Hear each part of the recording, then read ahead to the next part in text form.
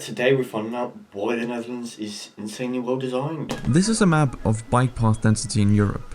All the purple lines are bike paths, and if you divert your attention to the left part of this map, you'll see a coastal country with a lot of purple lines. This is There's a lot of Belgium as well. a densely populated country that knows a thing or two about designing brilliant infrastructure, and the bike paths play a significant role in that.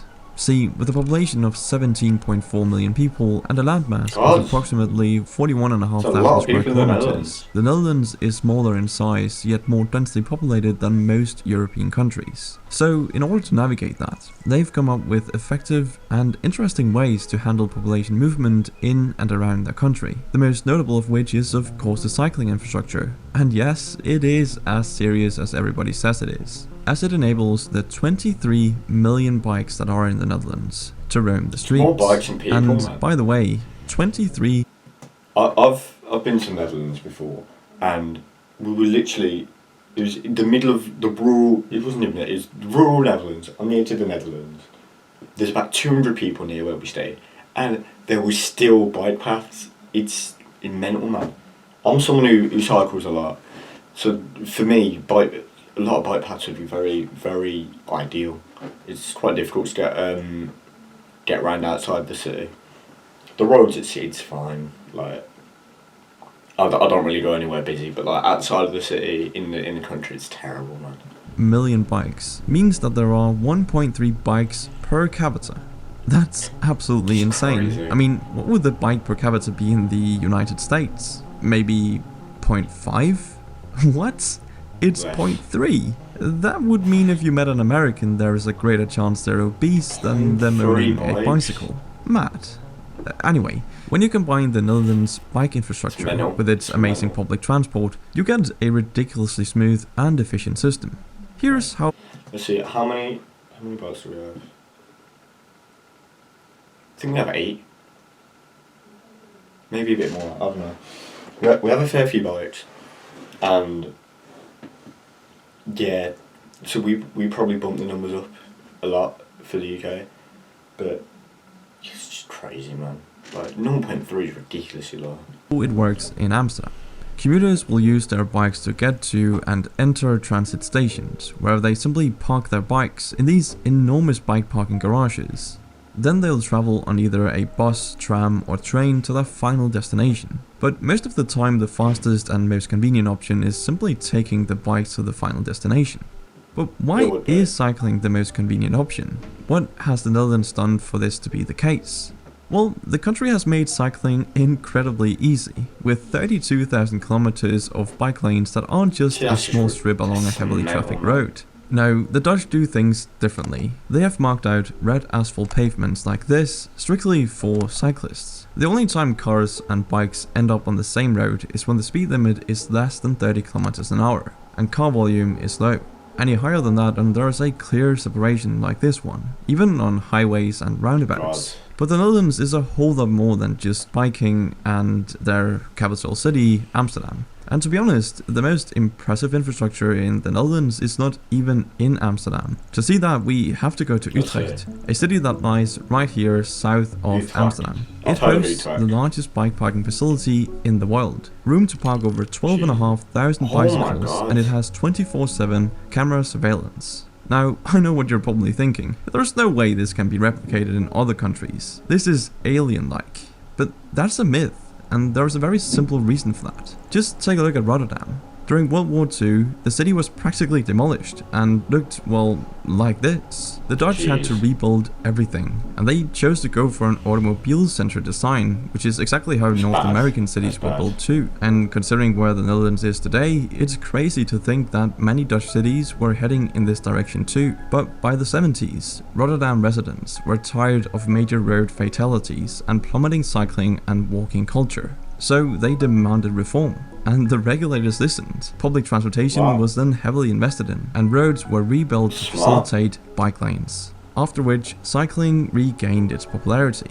This just goes to show that even North American cities can do this if they choose to do so. But the determinism and people-centered planning of the Netherlands extends out of the cities and into Dutch suburbs as well. To bring this point home... See, in Birmingham, right, it's quite I'd say it's quite a good city for cycling, and a lot of the infrastructure is it's not the best, especially around where I live. Around like in Edgbaston, it's very good, but like stuff like, for instance, in dual carriageways, right? Or you can run a bike path through the middle of it, and it'd work fine. And it'd be good cycling infrastructure, and it'd encourage cycling. So I don't see why that isn't done more. I think it's only on Bristol Street or Bristol Road, that it's done. That I've seen anyway. It's like we need it more, man. We need more Let's like compare this. typical Dutch suburbs to those in a state that's just as bustling and growing. In the United States, Florida. Now sure, Florida is See, we 3.4 have times stuff like larger that, than the don't we? Netherlands, but the argument The should Netherlands still one, not the Florida stand. one.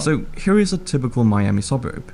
What do you notice? There's a lot of greenery, but So much mostly green there's a space. lot of roads, and they're specifically made Yeah, for a lot of cars. Sure, there are sidewalks, but they are thin and can barely accommodate a cycler and pedestrian at the same time. And now let's look at a Dutch suburb. The homes here are much smaller, and Packed. that's an important detail, as it leaves more space for communal centers like parks and proper biking and walking lanes separated That's from the good. road by greenery. I can definitely understand that it seems like a sacrifice to have smaller homes, but what you get in return is efficiency. And It if is. time is the most valuable thing we have, then this system is superior. And while Dutch efficiency So that's what we've got like a decent sized home, and we have 5 of us and a dog in here, and it's enough space. Like maybe we could do with an extra room for an office or whatever. Like this is literally part of my sister's room, but like it's enough space. So for me, I don't see why you need more space. What we have now is quite, I feel anyway, comparable to the size of the houses in the Netherlands. We have a bigger garden, but apart from that, it's the same.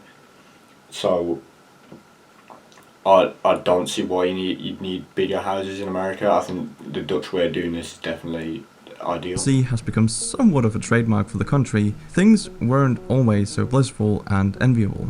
You see, technically speaking, a large part of the Netherlands should not exist, and this is what amazes me the most. See, the Netherlands was notorious for constant flooding thanks to never its low realise how- elevation and closeness to the North Sea. how much of the But the Netherlands Dutch is have rebuilt. found a way to beat the ocean multiple times. This is the reason why nearly 20% of the land in the Netherlands is reclaimed land from the many marshes, Crazy. swamps, lakes, and Crazy. of course the sea. But how? Well, 2 words. Delta works. After a deadly storm in 1953 that covered over 150,000 hectares of land and took the lives of an estimated 2,000 people, the Dutch decided something had to be done. Delta Works was the It's answer. like walls Delta on that, Works isn't it? is a vast network of 13 dams and barriers, featuring sluices, locks, dikes, and levees. They shelter off these 4 inlets, namely Haringvliet Dam, Broersdam, Worcesterscheldekering, and Verzegatdam. I'm sorry, Dutch people, I tried my best. Anyway, they used these to reduce the coastline by 700 kilometers and remove the need for smaller and weaker levees and dams that would require constant maintenance. Pretty ingenious, I gotta say. But the That Dutch is- haven't that is just quite prevented genius. floodings, they've also created new land. And They're they like achieved genius. this without using modern technology. How?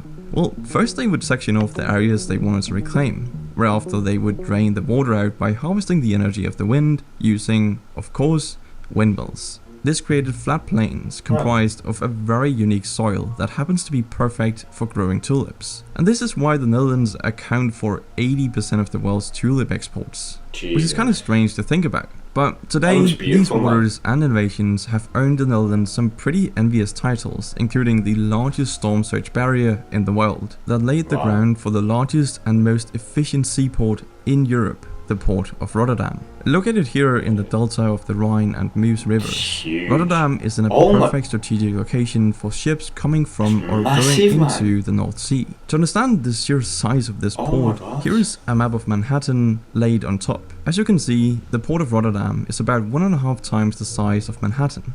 It's huge. And with 82.5% of the Netherlands' GDP coming from exports, That's it's fair to say that the ridiculous. port of Rotterdam is Oh my really God. important. I could go on and on about this port's efficiency, Oh but my all you God, need to man. know is that it wins best port infrastructure year after year. The Dutch are Fair enough, incredibly talented at designing great infrastructure. I mean, just look at the Amsterdam Oh, airport, Schiphol, Schiphol, the Schiphol third busiest airport in Europe. It looks pretty so well average designed. until you consider the number of people moving through this 6 structure. runways, Schiphol man. facilitates 68 to 80 million passengers annually to 332 direct destinations, utilizing its 6 runways facing multiple directions. Schiphol coordinates an average of 1,500 to 1,600 departures and landings per Mental. day, giving them an Mental. hourly average of 110 to 120 aircrafts. It's mental. What's it in Heathrow? Heathrow's quite comparable to that, which is mental considering there's 2 runways. It's in the middle of London. It's not in the middle, but like it's in the middle of an urban centre, and they're building runway 3, I think. I don't know if it's got the go ahead, but like Heathrow, I think is well designed. It's got 2 runways. Imagine seats, man. God.